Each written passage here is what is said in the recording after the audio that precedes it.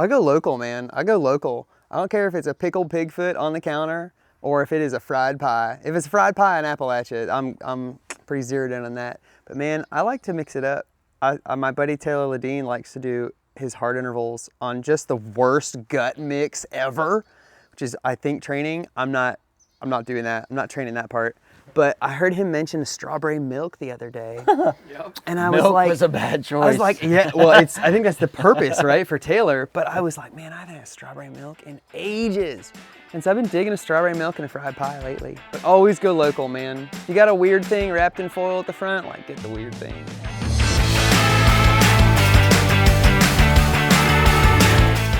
What's up, guys, and welcome back to the Stable Cyclist Podcast. It is awesome to be with you here on this. I guess I'm recording this on Thanksgiving, and you'll be getting it on Black Friday.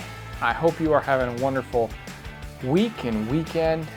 I am really excited because last night, Thanksgiving Eve, I guess if you want to call it that, I wrapped up full production on the Maah Daah Hey film. And the Maah Daah Hey film is called Together. The trailer came out this past Sunday. If you haven't seen it, you can go find it on YouTube or you can find it on the Stable Cyclist Instagram page. But it is a really exciting time. And of course, the Maah Daah Hey Together film is all about Gordon Wadsworth and Thomas Turner and their attempt to take down the Maah Daah Hey course record, that of course owned by Kelly McGillicuddy. The film will premiere for everyone on January 10th on YouTube, 7 p.m. Central Time. And so it's a really exciting time. And I'm more excited because the conversation you're going to hear today is one that I had with Gordon and Thomas when I was out in Norris, Tennessee this past fall. At the end of October, I headed out to Norris because we needed to get together in one central location to kind of finish filming this documentary, and that's where it worked and when it worked for all of us to come together. And so today's conversation that you're going to get to hear does not dive as much into who they are and what their past is because you get all of that in the film. We dive a lot more into kind of shared experiences they've had that were really memorable. We get kind of more just into some stories that I had heard over the course of the weekend with them, but I knew even then, like, these stories probably aren't going to make the cut. They're going to end up on the floor when we do the edit, and sure enough, they did. But they're worth hearing, and they're worth every second of your time today, wherever you are with whatever you're doing. And so without further ado, let's get into the interview with Gordon Wadsworth and Thomas the Hitman Turner. Back to the studio. I was wanting to say that. You don't say it at the beginning, though. Yeah. Say it at the end. Commercial break. This might be a wild half hour here, or however long it takes us. What are we doing in Norris, Tennessee, boys? Up here getting some riding in. Doing a little peddling, talking about Maah Daah Hey, telling lies, making up stories. Mostly stories and lies. A little bit of riding. It's been a real good time so far. Good. So yeah, Gordon Wadsworth and Thomas Turner, we are here talking about the Maah Daah Hey mainly. That's why I'm here, finishing the Maah Daah Hey project from this year. But and we're not really going to talk about that at all because people can wait. They've got to wait for that story. You wait. The tease. Yeah, but that'll come out in December for some and for everyone after the new year, most likely. We're going to talk more about some stories I've heard that they're not going to make it into the film, but I feel they're worth talking about and telling, and this is storytelling, right? So I guess to start with, like, Thomas, tell us just a little bit about your background for people that don't know who you are, who are waiting for the Maah Daah Hey film where they'll learn all about you. But tell us a little bit about who you are and what your background is. Thomas Turner from Canton, Georgia. I've been cycling since I was probably like 14, 15. Growing up on a farm. That's only like 4 or 5 years. I know, right? Oh, man, yeah, I look pretty good. I look old terrible. for 24. You look terrible. But, yeah, so, yeah, I just started riding. Was racing for Cannondale from '98 to '07, and then I've been racing with Jameis ever since 2010 to now.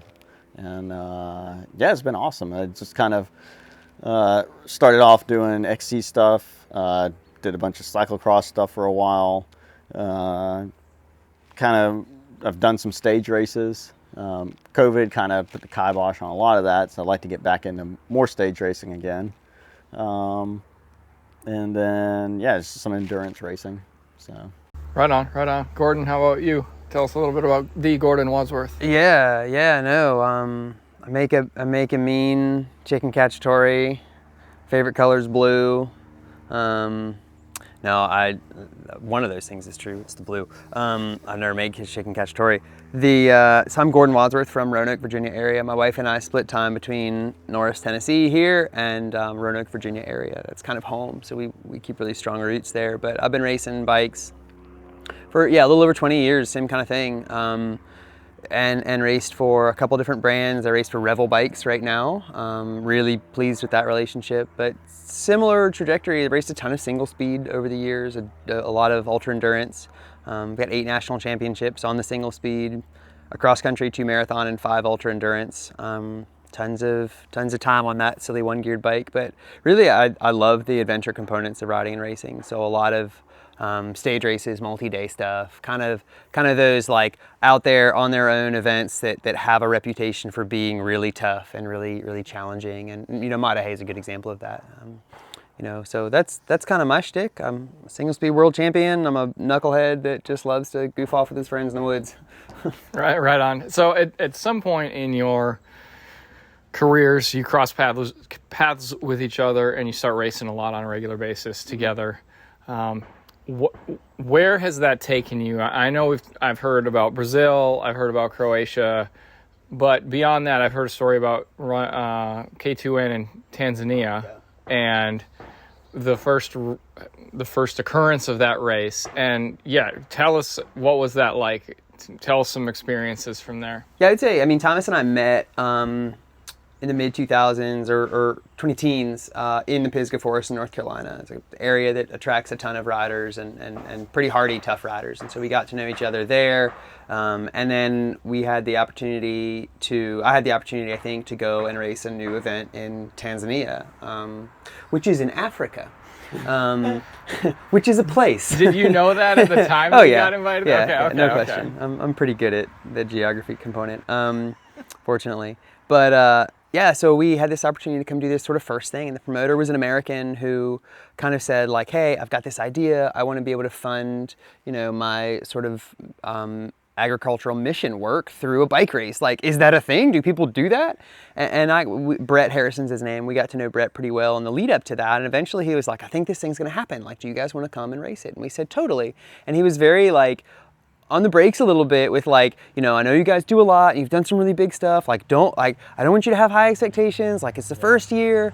But I think because of that, it was this amazing, low key, high impact, unique experience. That event now is called the Traverse Tanzania, and he does a run and a stage race run. He does a gravel stage race, and he does a mountain bike stage race. And the idea is you go from the Kilimanjaro plateau and you traverse over to now Lake Natrone, which is a place that we've all seen on like screensavers and TV screens and all kinds of stuff. It's this beautiful, I think, salt lake that has like tons of flamingos and stuff. Like, it's a very, like, you've seen it even if you don't know, but it's a beautiful place. Things too, right? Yeah, it's kind of a gnarly lake. It's got so much, such a high salt content. Yeah.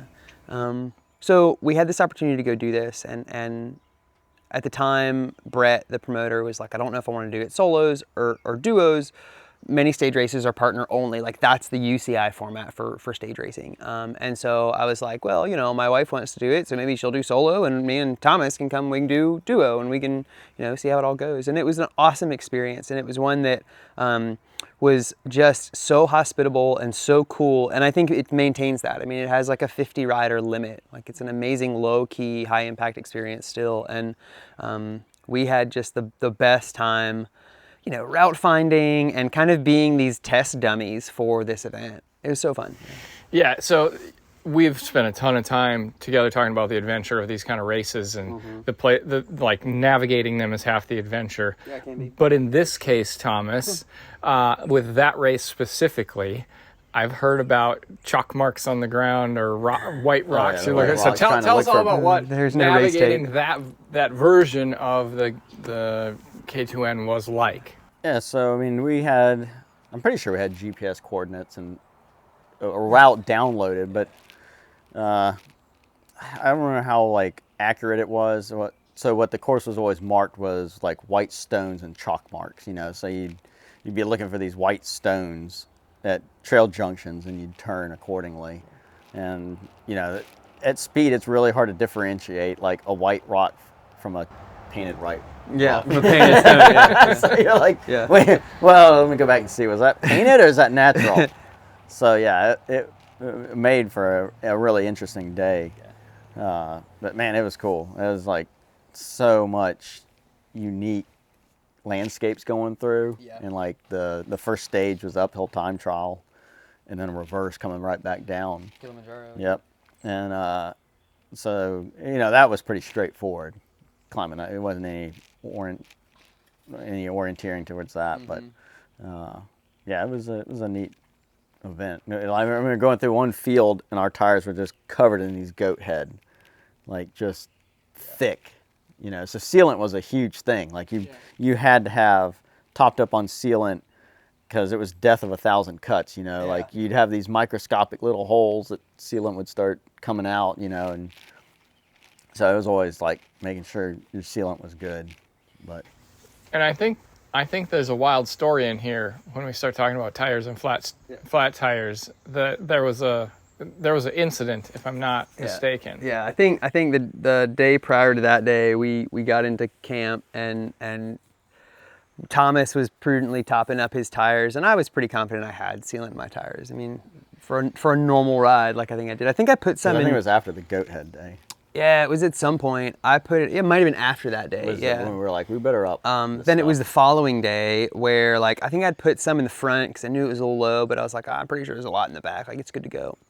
But anyhow, as we're rolling through the next day, the competition we were with, we kind of had dusted them pretty good on I think the climb, and so we had a good buffer. But they were with us pretty well on that then third day. And like we had a pretty good gap, and then all of a sudden, like we like I noticed, I don't remember if it was front or rear. I feel like it was front. Was like just getting soft, like really soft, and I didn't see any sealant. Like I didn't see anything wrong with it, but like eventually, like I pull over and I'm like, man, like I gotta address this. Like this is not tenable. When you've got that kind of compromised tire, like you can't put a tube in. Like your tube's just gonna explode. Like it's not practical. So we get in there and we get to a road crossing where there was a vehicle, I guess associated with the race. Yeah, there was like an aid station. Yeah. And so we're like, do you guys have sealant or do you have anything like that? And they're like, no. And we're kind of on our own anyhow, and that we expected that. So we're futzing around and we're trying to clean all the, open the tire, clean all the goat heads out of the inside. But like you'll never know if you got them all. So you really like. If you choose to put a tube in, it better be the time, Probably just throwing it away. Yeah, you're probably throwing it away. And so we're like, how are we gonna fix this? Like we've got, 25 miles to go, like more bush, like more backcountry. And so we're kind of like, well, you guys have a pump? Like if we got a pump, like okay, we've got something we can work with. And then we're thinking and looking around, and finally Thomas is like, you got a toolbox? And they were like, yeah, and there's nothing helpful in this toolbox. There's nothing useful at all. It's like spanners and like sockets, and it's like none of this is going to do us any good. It's probably more for the Land Rover than the Toyota Land Cruiser. And so Thomas is like sniffing around, and he comes out with this Coke bottle and goes over to get some pump soap, like dish soap, I guess from cleaning stuff for aid station, and then starts like stuffing toilet paper in this Coke bottle. And we're all kind of watching, like, what is happening? And then he takes the top of a pocket knife and punches the top of the Coke bottle and like reams it out a little bit, takes the valve core out of the tire and like hits it on there and like sprays it in like you would sealant. And we're like, is this gonna work? Like, is this gonna be a thing? Did we just invent like the new thing. Just reinvent sealant. I think we added something sticky too, like sport drink or gel Yeah, or something something sticky. to the mixture, so that it would help coagulate. You know, in our exercise-addled brains, in the middle of the bush of Tanzania, we're like, yeah, this will work. You know, maybe, probably. You know, and so like, sure enough, like, put that stuff in there, swish it around like you would with fresh sealant, and we start pumping up, and it's like, okay, like, this is holding for now. Like, let's get out of here. Like, let's go. And we bang out of there. Like, the competition had passed us, so we're like, let's get out of here. And so we shoot out of there, and Emmy had caught us. My wife was behind us. She had caught us, so we're kind of riding along with her for a while. Yeah. And this thing starts going soft again. I'm like, son of a bear. But we got like a couple of miles before this thing, like... We got a little way. We got a ways. Far more than we deserved with that sort of MacGyvering. And then Thomas is like, oh yeah, I've got one of these, you know, sealant things in the back of my backpack. And that did the trick, of course, ready to go. But it was just this like really fun, sort of ridiculous MacGyvering that I think that race had a lot of that, and it was so much fun. And it was such a cool, like, we'll figure this out, you know. Carry on, like. Yeah, you guys are both very proficient in what you do as ultra endurance guys. Why have you stuck to this more like backcountry style racing versus leaning towards something like that everybody wants to talk about, Lifetime Grand Prix? I have an answer to that, but you should answer first. It's not tainted, my answer. No. Yeah, I don't know. I enjoy the more adventurous, like you're on your own route, adventure, kind of figuring things out, where it's definitely not cookie cutter. Yeah. So the experience is completely new. Yeah. For me, that's what I really enjoy about some of those events. And I like getting out, escaping. Feels like you're going somewhere. You're going a long distance, point to point, so you're seeing a lot more, you know. Lap races, and I've done plenty of them. Done a lot of cross country, cyclocross, and it's fun. It's different formats completely, but for me, at this stage, I really enjoy that destination and kind of an adventure. That's why I would gravitate towards you want to call it backcountry or something, you know, the Pisgah events. Yeah, Pisgah is a lot more attractive to you than. Yeah, for sure, because it's just raw. It's like it's not, you know, you're not only battling like competition, but you're also like battling the terrain. Yeah. And so it's like, it's just wild, you know. It's just challenging, but physically and mentally, because you're always having to stay on point and look through stuff. To me, it's twofold. It's very much the mental stimulation of racing in that context is different, and it's better, and it for me, it's a more complete experience than just, can I bleed out my eyeballs harder than the other guy for 30 minutes or 90 minutes or whatever. Or 6 hours. Yeah, and I've done that, and it's got a place in my heart for sure. But I'm not a purebred athlete. Like, I am not, like, the Wadsworths are not athletic people necessarily. You know, so the kind of racing that I can excel at is racing that favors a much more rounded person. It favors someone who can problem solve well, who can stick to their plan and navigate when the plan doesn't go right. Someone who can carry fitness, but like, fitness building is really hard. Like, it takes a lot for me to be as fit as I can be for something. And so a race that really is going to expose weaknesses and favor someone that has a very rounded sort of fitness and approach and skill set, like, that's the bike race for me. Like, that's the challenge. And then if those are in places that are destination, they're inspiringly different and new and cool.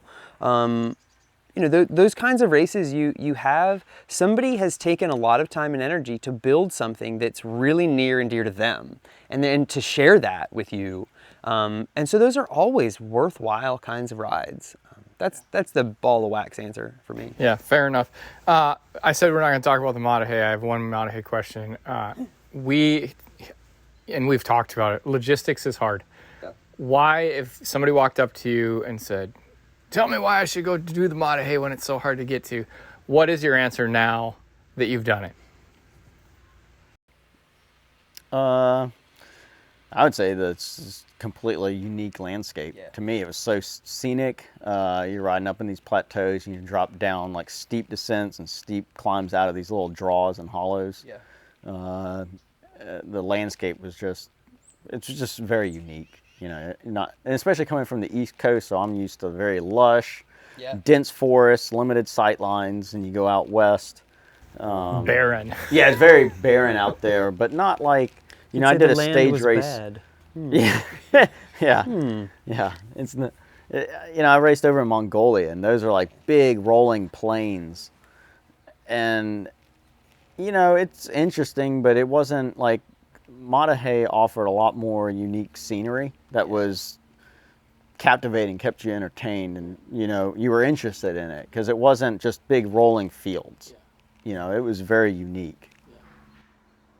Yeah, I mean, I think there are a lot of events in this country, globally, but in this country, that require a lot of logistics. Like, if you've been to Leadville, it is not an easy place to get to. There are not a lot of resources, and yet tons of people spend tens of thousands of dollars every year to go do this thing. The depth of personal challenge at the Maah Daah Hey specifically is higher than most any other bike race in this country. The logistical challenges are present, but they're not insurmountable. They're the same as if you drove to Emporia, Kansas, and you had to have your own crew, and you had to have logistics dialed, and you were gonna be out there for 12 hours or more. Like, it's not a different thing. It's just a different location. It's just a different location. And so I think it requires a little bit of like, go and do it. See and experience this thing. It's not any more work than what you're probably already doing. It's just not known to a lot of people. But it's absolutely, like, it's a point to point, which creates some of the challenge, but allows you to see 100 miles or more, 100 and something miles of new and exciting and challenging and like problem-solving trail. Whereas, again, we're kind of hitting on Leadville, but it's because it's there to hit on. Like it's a double track gravel out and back. You're gonna see the faces of the people you passed 5 minutes ago. Yeah, it's only like 50% of what you're seeing is new. Yeah, and it's double track. Like, I mean, I just, the depth of challenge at the Maah Daah Hey is worth it. And if you look closely, it's not any more complicated than what lots of people are already doing. So, like, I would say look closely at your own calendar and be like, I could do this completely new thing, or I could do that thing everybody else has already done. Yeah. All right, let's we're gonna relax here a little bit and get more into you, like the vibe that I've got to experience all weekend. None of the serious stuff. What is the Thomas Turner effect, Gordon? Oh boy, Emmy coined that, and it is, it's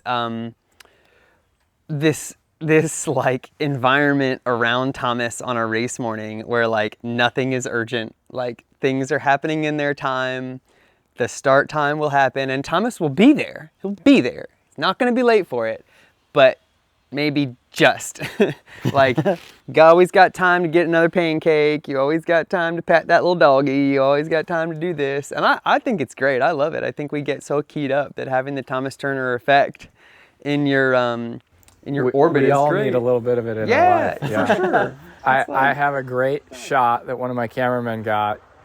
You guys are prepping next to the truck at the Maah Daah Hey, and you can see all the other competitors lining up. They're taking Nick's words of advice. And Thomas is leaning on the truck, just sipping his coffee. It's like so chill and Tranquilo, man. Yeah, Thomas Turner effect is a real thing. We all need a little bit in our lives. For sure. Yeah. All right, Don't rush yourself. This question could be a moot point right away, but do we listen to music on our rides? Did we? Or No, do we? I'm saying when you're individually out training. Okay. Yeah, I'll listen to podcasts or books or things. Seldom music Okay. anymore. You don't fire up something. I would listen to music. You don't fire something up on a real hard day? No. You just turn the Gladwell on then or Yeah, something? man. Yeah, Empire podcast. Last podcast on the left. Yeah. All right. Scare me in Well, you intervals. be quiet then. We're going to listen to Tom. Thomas, what do you listen to when you're riding? What's in your dial-up mix? Linda, what's it? Karen Carpenter. No. John Cougar Mellencamp. Dolly Michael Parton Martin on your Murphy. coffee Yeah, cup. Taylor Swift, all that kind of Yeah, stuff. you're a right. Swiftie. I knew you were. It's probably gonna be Tool or Nine Inch Nails or White Zombie or Infected Mushroom or something like that. You know? Heavy duty, Pippi. Yeah. Got work to do. Yeah, I guess got work to do. Pedal harder. All right. So we have this like recurring question on the show that I ask everybody. We were talking about it when we got lunch today. My favorite thing to do is go on a really long gravel ride, like 5-6 hours. And at about the 5 or 6 hour mark, we're going to find like the dinkiest gas station that you can find. And so if we are going on a gravel ride, the three of us, what are we getting at this dinky gravel station? Like, what are you thinking about the whole time that like, man, I can't wait till I get this? I'd probably snag a root beer. Root beer's a good answer. Root beer's tough to beat. Yeah, Food? I love What A&Ws. about the comestible foods? You Like, man, Payday bar is pretty good. 'Cause Good, man. It's delicious and Little got a sweet, lot little of salty. calories. Yeah, You're a good man. Paydays are pretty good. Yeah. I'll go local, man. I go local. I don't care if it's a pickled pig foot on the counter or if it is a fried pie. If it's a fried pie in Appalachia, I'm pretty zeroed in on that. But man, I like to mix it up. My buddy Taylor Ladine likes to do his hard intervals on just the worst gut mix ever, which is, I think, training. I'm not doing that. I'm not training that part. But I heard him mention strawberry milk the other day, and I was Milk like, was a bad choice. I was like, yeah, well, I think that's the purpose, right, for Taylor. But I was like, man, I haven't had strawberry milk in ages. And so I've been digging a strawberry milk and a fried pie lately. But always go local, man. If you got a weird thing wrapped in foil at the front, like, get the weird thing. Fair enough. I got to get Taylor back on because I think this question got developed after he was a guest on the show. So. Yeah. He spends Trail a lot treat of topic. time eating junk food. Yeah. Well, as one should when we're riding this Yeah. much. So. Hey, man. All right. So we've stopped at the gas station, and now we're going to plan to go mountain biking somewhere. Cool. If you're going to take us somewhere, either, like separately, where are you taking us? Where do you want to go mountain bike? Maybe it's destination. Maybe it's just like this is where my heart is and where I always want to go. But where are we going to go mountain bike? We're leaving out from my house because it's going to be like kind of local. Otherwise, we'd probably go up to like Pisgah. Where are we riding near your house? I'd probably go up towards the Cohuttas. There's a lot of good stuff over there. Or up near Dahlonega. Man, one of my favorite trails is doing the race, the Snake Creek Gap Time Trial up in Dalton. So you could do, it's a fun point to point of 34 miles of trail, or you could do like a 14 out and back of real technical, rocky, rooty kind of ridgeline riding. So I'd probably do something like that. Rocks and roots Okay. as much as like soil. Sure. That's probably what I'm going for. Sure. Gordon?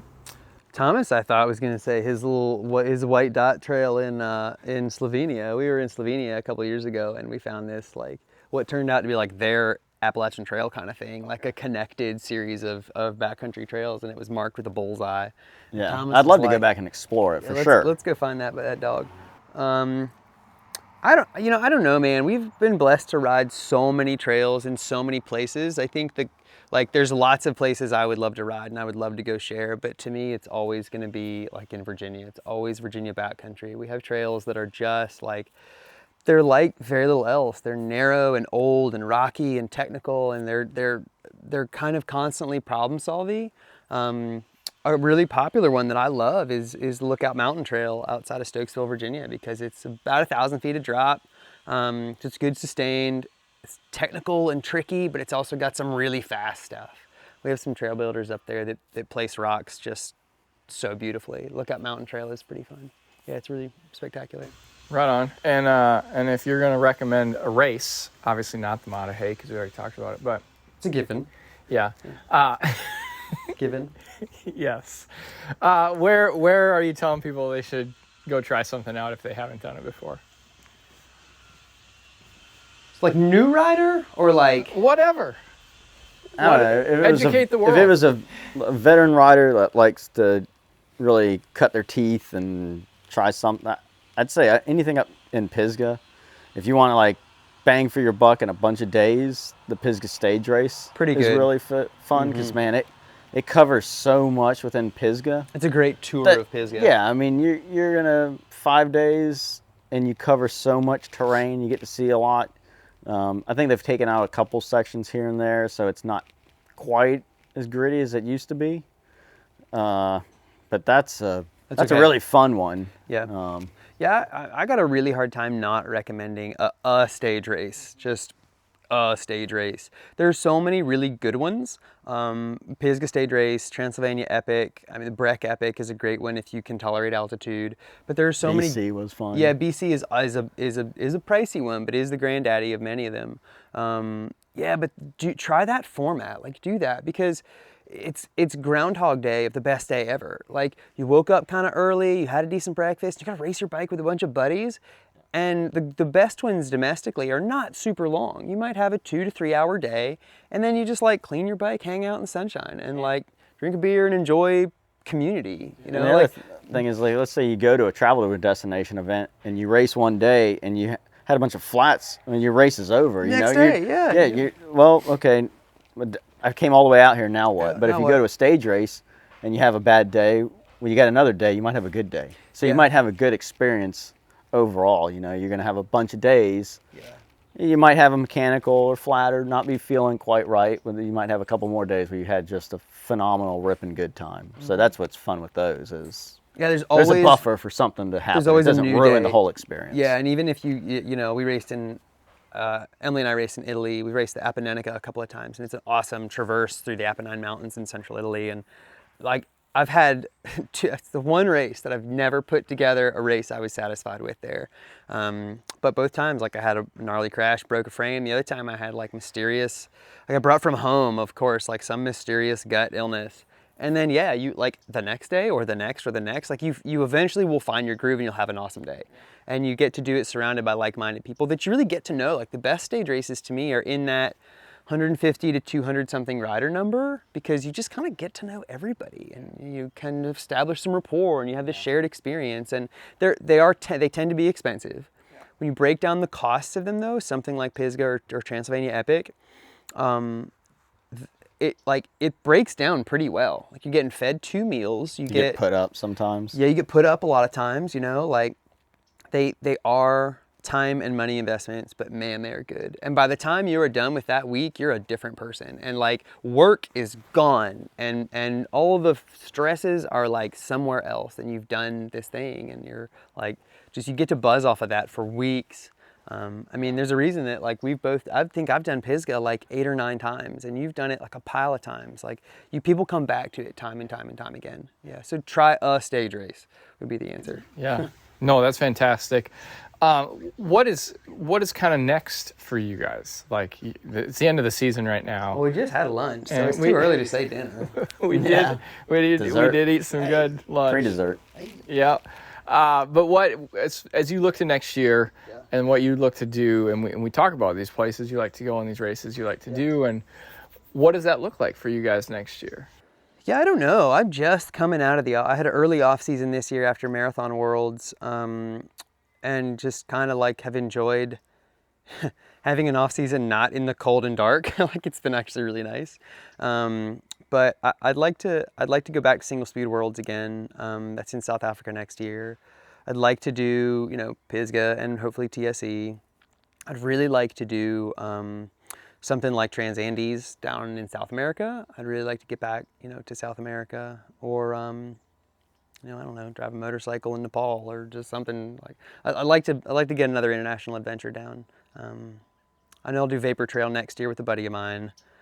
Maybe Breck Epic. That one's so high and so hard for me because of that altitude, but it's a great environment. It's a great scene. I've never done that, Breck Epic or Trans-Andes, but they're both on like kind of a bucket list. Yeah, Breck Epic is not for people who need to breathe. I've heard it's brutal. Good for fish or scuba divers. Yeah. Yeah. What do you got on the plans for next year, Thomas? Man, I don't. The KOP is always a crowd pleaser, but it's just it's always tough because it's like you can drop one gravel event, so you really got to kind of plan races around it. I've done it a bunch. It's absolutely blast because it covers every discipline of cycling, like gravel to mountain to very technical mountain. Yeah, and so it's a great series. You know, the Transansies would be a fantastic event to go to. And then always sprinkle in a few gravel events here and there. Somehow Unbound always sneaks in. So, I don't know what I want to Which seems really get into. weird. Like To sneak in a 200-mile bike Well, race. yeah, and like everything else I know about you, like doing Pisgah and these like super backcountry races, and then you're like, and I'm gonna do Unbound, like this like out in the middle of nowhere, wide open gravel race. Yeah, that's 200 miles long. It's a suffer fest. I always get tricked into doing it. Yeah, so there's a lot of industry pressure to participate in Unbound, and, Yeah. and that is what it is. Yeah. I get it. It's a great environment. Like to knock on it too hard is not fair because it is a really awesome environment. Emporia loves that race as much as the riders do, and that shows. Yeah, no, and I'm not trying to make it sound like we're cracking on Unbound because I think it's a really dope event, but it's just like within the ethos of everything else you guys do. I'm the like, mountain- It is a bit of a like, mismatch. when you first mentioned it like 2 nights ago, I was like, what? Yeah, like mountain biking is definitely my forte and my passion. Yeah. You know. Yeah. Well, guys, I so appreciate like everything you did this weekend to make this work. For those that are like, what are you doing here? We've finished filming the Maah Daah Hey film for this year, and I needed to be able to potentially get these guys together, and the logistics were going to be crazy, and they really simplified it for me, so I cannot thank you enough. And in later this year and then into early next year in 2025, film will be out, and it's gonna like this was pretty chill and laid back. The film is a little more serious deep dive into friendship and what that actually means. It's not just going to be 2 pros smashing everybody else in the race this year, so it is definitely worth waiting for and keeping an eye out for on socials and all that. But gentlemen, thank you so much for your time today and this weekend and like for the last 4 months. Are there gentlemen here? Boys. Yeah. Children, it's been a blast. Yeah, thanks, man. Appreciate you. Yeah, Good times. absolutely pleasure. Thanks so much for listening this week. Do me a favor, as always, and reach out to those around you, especially during this holiday time. Life can be really difficult during these holiday times, especially if you're around people who have lost a loved one or who are just kind of going through it. This can be not a fun time at all. So please, as always, reach out to those around you and let them know they are loved and you care about them. You will make their day so much better. Thanks for listening. Like I said, if you haven't gone and checked out the trailer yet for the movie Together, just type in Maah Daah Hey Together on YouTube and you'll find it, or you can go to the Stable Cyclist Instagram page. And of course, the premiere for everyone online is January the 10th. Thank you so much. Most importantly today, remember that you are loved.